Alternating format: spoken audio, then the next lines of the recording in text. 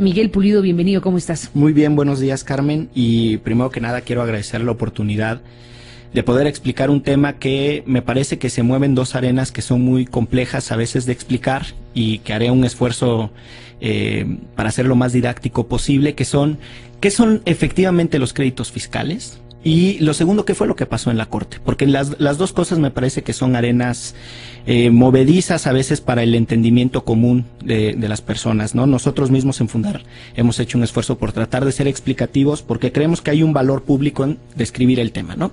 Y si me permites, entraría muy rápido en materia para colocar algunas cosas. Primero decir que los créditos fiscales son tal cual deudas, para simplificarlo, ¿no? Deudas que tienen los contribuyentes que ya fueron determinadas por el fisco y que no han sido pagadas. Son incumplimiento de las obligaciones de tributación que tenemos las personas, pero que ya están estimadas en un monto específico. La segunda cosa que me gustaría explicar sobre los créditos fiscales es que la propia Auditoría Superior de la Federación los ha señalado como un problema estructural. La Auditoría Superior de la Federación en 2007, que fue el mismo año de la cancelación masiva, estudió los créditos fiscales correspondientes a 2005, emitió un informe propiamente.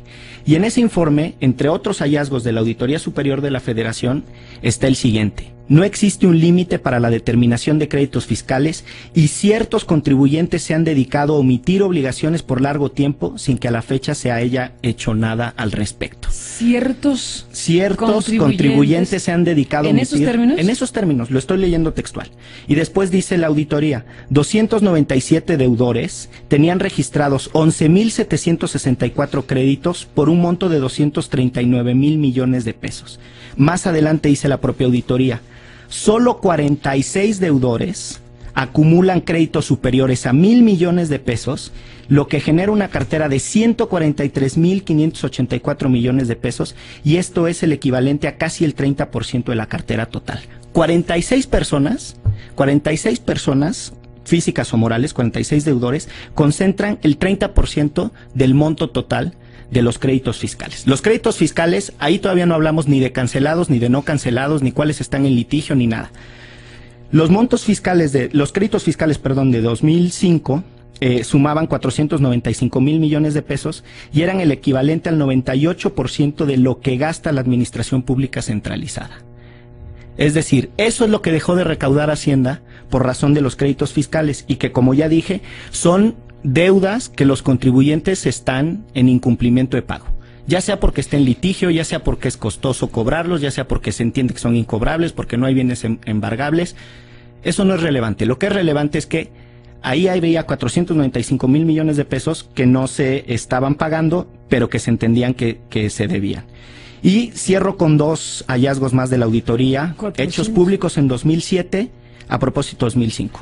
Un solo banco registró 683 créditos fiscales por 24.918 millones de pesos y dos cadenas televisivas, en un país en donde creo que solo hay dos, tenían créditos de 1.521 millones de pesos.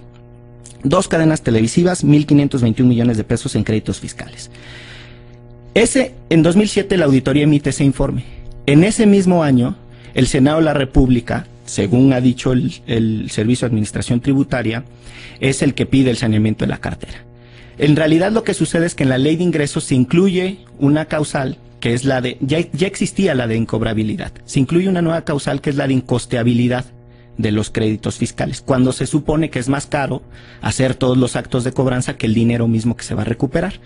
Y entonces en 2007 se hace la famosísima hoy cancelación masiva de créditos fiscales por 74.000 millones de pesos. ¿Cuál es el dato que quiero colocar? Que de esos 74.000 millones de pesos nosotros no sabemos si son solo 46 deudores, si son 297 deudores, si son los deudores a los que la Auditoría Superior de la Federación se refirió como contribuyentes que se han dedicado a omitir obligaciones por largo tiempo sin que se haya hecho nada a la fecha. No sabemos si son las dos cadenas televisivas, no sabemos si es ese banco, simplemente no sabemos. En ese espíritu fue que presentamos el caso.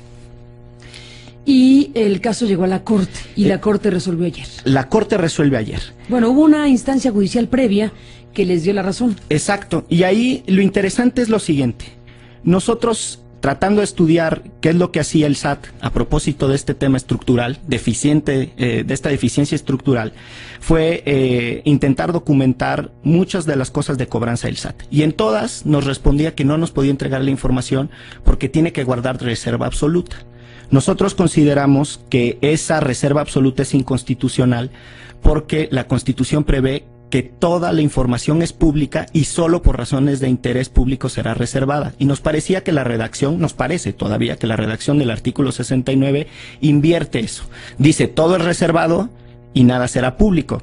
Y hay que decirlo, el artículo 69 del Código Fiscal es viejito, es de cuando teníamos un sistema monolítico y autoritario de 1981, en donde no se le podía cuestionar ni preguntar nada a la autoridad. Bajo esa lógica, nosotros presentamos un amparo por encontrar inconstitucional el artículo 69 y hay que decirlo, ya estaban resueltos los casos en el IFAI, en donde el IFAI ya había ordenado al Servicio de Administración Tributaria que entregara la información. Nosotros consideramos, y aquí quiero mérito a quien honor a quien honor merece, que es Jimena Ábalos Capín, que es no solo la quejosa del caso, sino la abogada que diseñó la estrategia, una colega de Fundar. Con Jimena lo que nosotros trabajamos es que ya estaba resuelto que el IFAI le había ordenado al SAT entregar los nombres, ya había hecho sus ponderaciones de si el dato personal se podía romper el principio de reserva. Eso ya estaba para nosotros resuelto en la instancia legal que por mandato constitucional resuelve de datos personales y de acceso a la información. El IFAI. El IFAI resuelve de los dos derechos y el IFAI ya había dicho, entréguense los nombres y los montos. Y el SAT, nosotros entendíamos que es el que está en desacato de esa resolución del IFAI. Como eso ya estaba ganado, la otra cosa que nos faltaba para cerrar la pinza en nuestra interpretación era que se dejara de aplicar esta reserva absoluta de tiempos no tan democráticos como los que según nosotros ahora vivimos. Entonces el recurso que enderezamos fue contra la inconstitucionalidad de la reserva absoluta del artículo 69 del Código Fiscal de la Federación. El caso se gana en primera instancia o se gana simbólicamente porque una juzgadora lo que dice es, hay dos interpretaciones de ese artículo, para simplificarlo, la mala y la buena.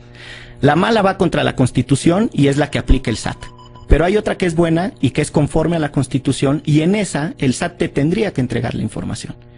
Y esa resolución, que me parece que es de vanguardia y que la verdad es que uno agradece que ya no se anden arrojando o expulsando normas del sistema constitucional, sino que nos obliguen a leerlas conforme a la Constitución, nos pareció una sentencia muy agradable, pero nos dejaba en estado de indefensión, porque es como si le hiciera una recomendación al SAT de cómo tendría que interpretar la norma, no le dice, entrégales la información.